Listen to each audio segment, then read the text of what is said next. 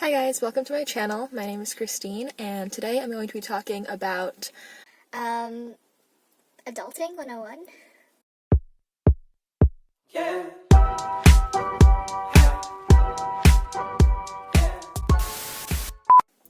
So this past year, I've graduated from college. I moved to New York City, really adjusted to life on my own. I just thought that there were some helpful things that I could be sharing with you all. If you guys are thinking about moving to the city or any city post-graduation. So I've broken up this video into 5 sections, things that I've thought about over the past year. And those are personal finances, lifestyle inflation, moving into your new apartment, managing relationships, whether those are personal or professional, and setting goals and milestones. And I've also wanted to just include a little miscellaneous category at the end for random things that I think about. Also look at those quarantine nails though. Paying bills. I think I sort of started to pay bills when I was still living in college because, I moved out of the dorms and I lived with some roommates and we had to pay for things like electricity, internet, gas, and whatnot. Split up my bills with my friends just so that I'm accountable for paying one thing at the end of the month. And so that's really helped me move into this transition period when I lived on my own. So in the city, aside from what I'm paying for rent, I'm also paying for internet, electricity, a credit card, Spotify. I guess like the random subscriptions can all fall under a bucket. And that's pretty much it, so it's not too much to manage. The next tip that I have is to see if your company will expense anything. For some companies, what they'll do is help expense your phone bill. I know that my company has some sort of a program that lets you do that, so I definitely make sure to take advantage of that when I can, just to help support myself financially in that area. Kind of going along that similar idea, I'm on Spotify Family, so ever since I left college, I was so sad that I don't get the $5 a month package. And I went so long without Spotify Premium. I think I went all the way through high school and up until, I want to say junior year of college, because I was always on the 99 cents for 3 months, or then they had special promotional deals, and I was always on that until I just finally gave in. I didn't want the ads anymore because They sucked me in for a whole year without paying anything. And now I just can't get off of it. And one big thing that hits you when you become a full-time adult is you have to pay $10 a month for music, which I just think is insane. Not that I don't think it's worth it. I think it's definitely worth it, but just to be financially savvy, you can also start Spotify Family and split that up with up to 6 people, I think, and so I pay $250 a month for my Spotify music. Now, in terms of scheduling, I think it's really wise to try to time it so that all of your bills have to get paid around the same time of the month. So what I mean by that is I've timed all of my expenses so that when it comes down to the last week of the month, I know that I just need to sit down, pull up my laptop, pull up all the tabs for everything that I have to pay, and just knock them down one at a time. I think it also helps to know when your statement is closing for your credit card bill, for example, because you're able to see your finances at any time. So what I usually do for my credit card is, as I'm spending, if I feel like it was, kind of a heavy spending week, let's say, I will go into my credit card app and see how much I've spent to date since my last closing date. And then from there, I can kind of calculate how many days I have remaining in my statement and how much I just kind of need to budget to make sure I stay under a certain threshold that I've set for myself. Knowing the deadlines of when you have to pay certain bills is really helpful, not only just from a cost-saving perspective, but also just to get yourself into a routine and make sure you actually pay your bills so that you don't incur any fines and hurt your credit score and all that kind of stuff. Well, another thing that I want to talk about is getting a credit card. I have had my first credit card since 17, a freshman in college, just so that I could start building my credit score, and I think it really did help me when I wanted to get an apartment. It just helps start building your credit score early. I think for your first credit card, it really depends on how you spend. My first credit card was definitely a no-fee card because I didn't really know what I was going to be spending on, if I wanted points or cash back. I really was new to the whole game. I think if you know what you spend on already, if you know it's like restaurants and food and just like grocery shopping and all of that, like definitely look for cards that are catered towards giving you the best return in that area. It's so easy to get points based on what you're spending already. There's so many different cards out there for different niches, and it's just like extra perks to what you're already going to spend on. Like you might earn enough points for free hotel night stays or flights somewhere. If you know how you're spending, then pick a card that has the right perks for you, and if you don't know how you're spending, get a no annual fee card. Pay your bill in full every month. It's just a good habit, and you won't fall into any debt that way. Just a side tip is that if you want to buy something that's like not in your budget, think about it for 30 days before you want to buy it, because a lot of times it's an instinctual purchase. If you can live 30 days without thinking about it, then you probably don't need it. The last thing I want to talk about for personal finances is budgeting your monthly income. I created like this whole Excel sheet, and I was just not updating it enough, so it definitely became obsolete really quickly. I think after a few months, I was able to know how much discretionary income I wanted to spend on random purchases, like going out to eat, clothing, transportation, just all that stuff that you're charging on a monthly basis. You kind of get to know how much you want to budget for that. So sticking to that will not only help you budget your monthly income, but also, as I transition into my next segment, help you not fall victim to lifestyle inflation. Lifestyle inflation. For lifestyle inflation, this has really crept up on me in so many different areas, whether that's clothing, going out to eat, or getting drinks with friends, workout classes, and then really just like any other personal grooming things that I don't really do, like getting my nails done. This will definitely creep up on you as you really elevate your life. I think that's natural, and I think it's good because it's a part of growing up, you know? But there are definitely little tips and tricks that you can follow to make sure that you're not actually really spending more than you did before, but still elevating and inflating your lifestyle. But let's take clothing, for example. I used to shop a lot. I would like always be online shopping. Sometimes I don't check out, but I'll just like feel the need to look at all the sales, like literally once a week.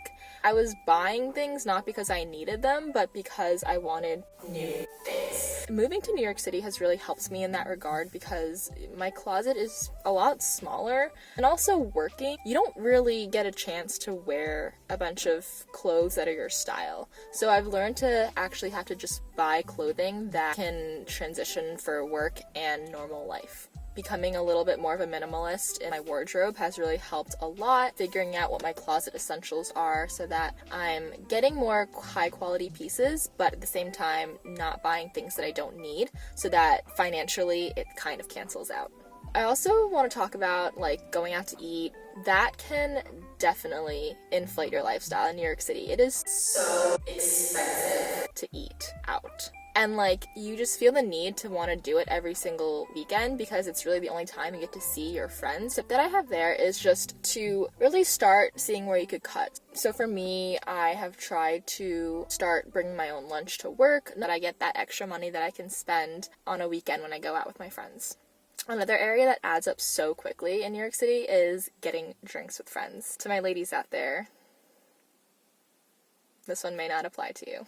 What I want to talk about is workout classes. That's something that I have started once I came to the city. It's something that I've never really done before. I used to just kind of I used to never really go to the gym, but I would have a gym at my apartment in college, which was really convenient, and I definitely didn't take advantage of it as much as I should have. But now that I'm in the city, I have ClassPass. ClassPass is amazing. I love ClassPass. It's really pushed me to enjoy working out. I look forward to it every single weekend. I look forward to just scrolling through. My tips are to definitely take advantage of the welcome packages that all individual studios will offer you, because usually those deals are so much better than anything you can get on ClassPass. And then once you've finished all of those welcome packages that you want to try out, then sign up for ClassPass, because I don't think the reverse works. Like, if you sign up for ClassPass and then go to these studios, I don't think you'll be eligible for their welcome packages anymore. If you have ClassPass near you and you want to try it out, I have a code that will help you save like $40 off your first month, I think. Try it out and No expenses incurred. Alright, so moving into my apartment. So I'll really just quickly talk about 3 things here, and that's finding an apartment, paying rent, and moving in and buying furniture and all that. And I want to make a whole separate video on like apartments in New York City. I want to do a whole apartment tour and all that, so that'll be in a separate video because this is just going to get way too long.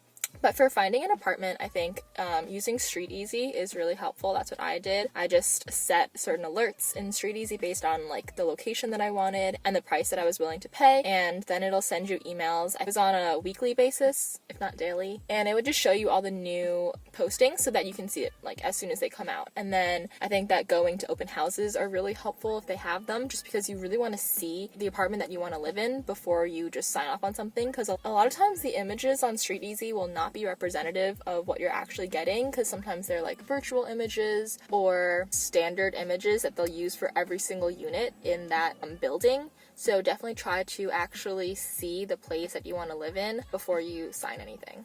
Now, for paying rent, I think that this is really specific to the individual. Like, rent is definitely going to be expensive in New York City, pretty much anywhere you go, but there are some ways to kind of get around that.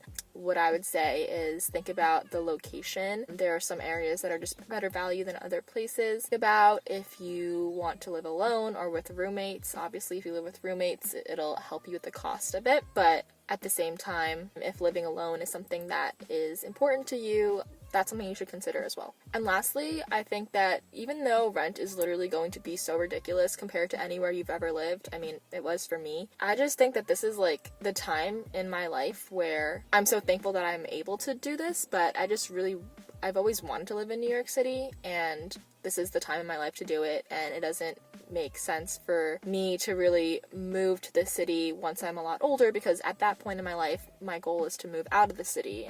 Golden hour, but I'm not looking really golden. I'm just looking a little washed out. It's really hot in here. I think I'm just nervous on camera. Managing relationships. 2 things come to mind, that's work relationships and personal relationships. For work relationships, this was definitely very new to me. It's definitely important to become close to your coworkers and just getting to know them on a personal level. But at the same time, I think as you're starting out, I've seen instances where people are just sharing too much of their life too quickly, and, you know, it's still work.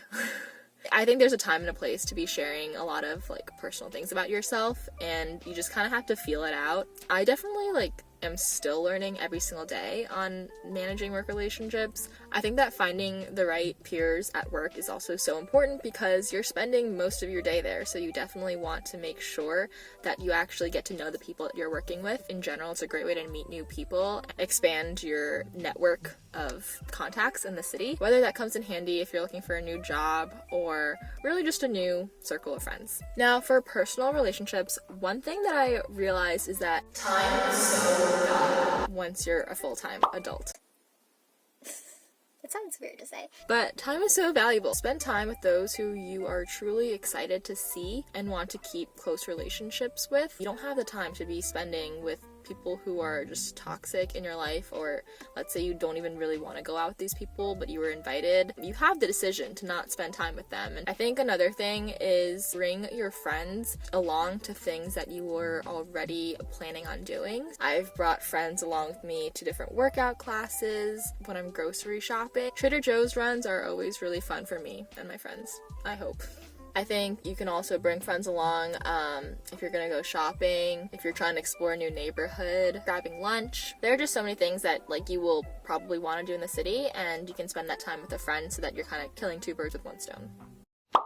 setting goals and milestones. So I think that the biggest struggle I had with transitioning to work from school is that you lose sight of like milestones that are preset for you. So what I mean by that is in college you would kind of operate on like this semester time frame, and because of that you kind of have milestones set for you, like, you know, for me, and I'm gonna sound like a nerd because I was one, midterms, finals. Like once you accomplish those, getting an internship, graduating, receiving an offer for a full-time, like you have these goals sort of already like preset for you, and you just kind of had to like execute and reach your goal, which of course is hard, but at least you knew what you were working towards. I think once you become a working adult, you don't have as many of these short-term goals, and you kind of have longer-term goals that may be kind of unclear at times. So it's important to set personal milestones for you to make you feel like you're still working towards something and kind of getting those wins along the way. Oh my god, Why is this so embarrassing? Alright, and now comes the miscellaneous category. Things that I've thought about as I was sitting here. oh my god, my face is so red. Wow. I should have brought some water out here. This is tough.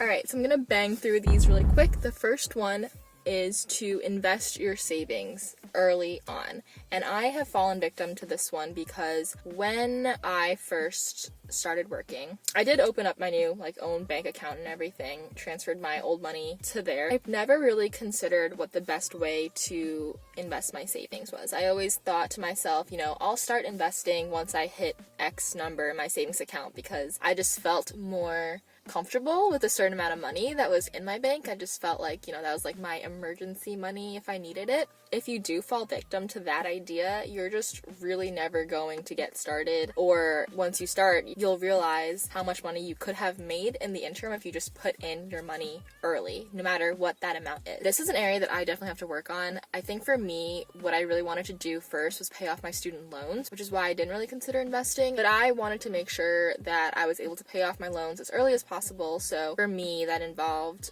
working for a few months and then moving that money out of my savings account in my bank. I definitely think at the time I could still have moved my money to a high yield savings account so that I'm not just making the 0.01% return that I'm making right now. It's ridiculous. I get no money from keeping my money in a savings account versus just keeping it in my checkings account. So that's definitely an area I'm still working on myself and learning. Another thing kind of goes along with the lifestyle inflation, I think, but it's personal grooming. Just making sure that you establish little things, like a good skincare routine, because I used to struggle with having bad skin in high school and in college.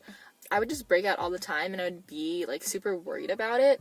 But then once I started working full time, and obviously I'm getting better sleep than I was in college, and in certain areas I'm definitely less stressed, so my skin has naturally kind of cleared up because of that. But I think that it's also because I've established a skin care routine, and I just don't have to worry about that during the day. Really shouldn't occupy your time because it'll really pick at your productivity. So you just want to check things off your worry list, and one of those things for me is just having good skin. I think another thing is to always continue to learn new things, and that sounds so vague, but for me, why I loved college is even if I was learning the most obscure things, I still felt like I was educating myself. And so once you become a working person, I feel like you don't have as many of those just random tidbits of learning that can just make you a more intelligent person. It's really important to, check out your local library, continue to read books, watch documentaries. Reading can be so valuable, and I definitely don't do enough of it, but when I do, I have more interesting conversations. For me right now, under this quarantine, I've really just gotten into a kick of learning how to edit videos, make videos, and just tech equipment and all that. in summary, if you could take anything away from this video, it's anything that I learned on how to ease into becoming more independent and moving and starting a new chapter in your life of adulting. It's really just to get into a routine and do something for yourself every day. That'll really keep you going. It'll really keep you organized. It'll help you manage your life with less stress. Alright, this video has 52 minutes of footage, and I don't even know if I covered everything, but you know what? It's my second video, so it's only gonna get better from here, I think. And I'll probably redo this video at some point in my life when I have a lot more valuable things to say. But for now, this is it. Bye guys.